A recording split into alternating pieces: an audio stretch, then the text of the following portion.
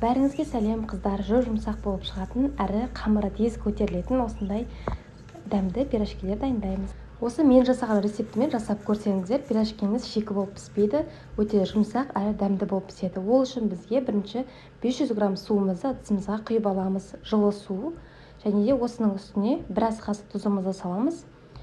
Дәміне қарай 1,5 ас қасық шекерімізді саламыз. Содан кейін дрожж саламыз, яғни ашытқымызды 2 ас қасық қосу керекпіз.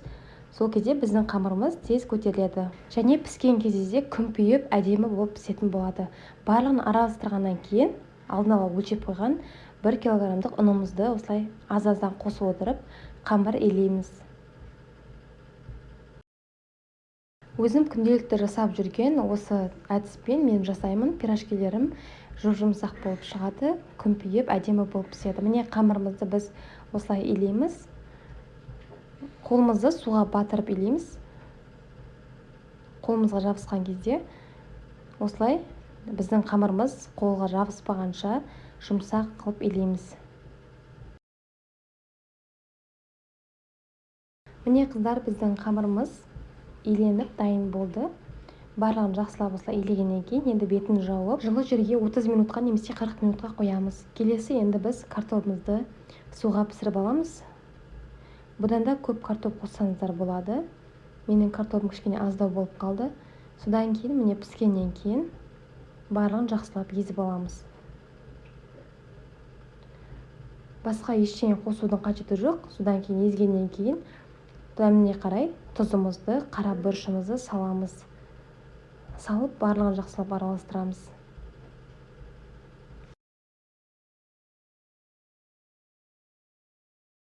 Барлығын жақсылап араластырамыз. Салмамыз дайын болды. Міне қамырымыз да көтерілді. Осы дайын болған қамырымызды енді кішкентай-кішкентайдан алып, осылай бөліп-бөліп шарик жасаймыз.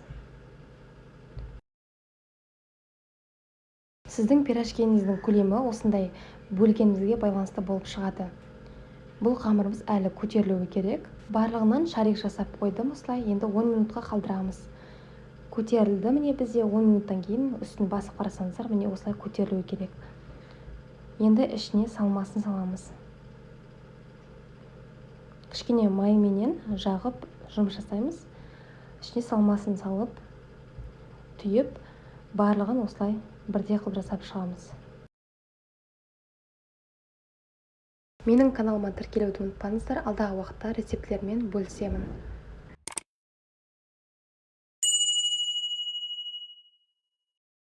Пирожкиімізді осылай жасап болғаннан кейін түйіп, түйілген жағын астына қаратып қоямыз. Енді осы барлығын түйіп болғаннан кейін 15-20 минутқа қалдырамыз. 15 минуттан кейін көтерілуі керек. Үстін басып-басып, қызып тұрған майда пісіріп аламыз. Міне осылай пісуі керек. Күмпиіп, әдемі болып көтеріліп піседі. Осы мен жасаған әдіспен сіздер жасап көріңіз. Дәмді әрі жұмсақ болып піседі.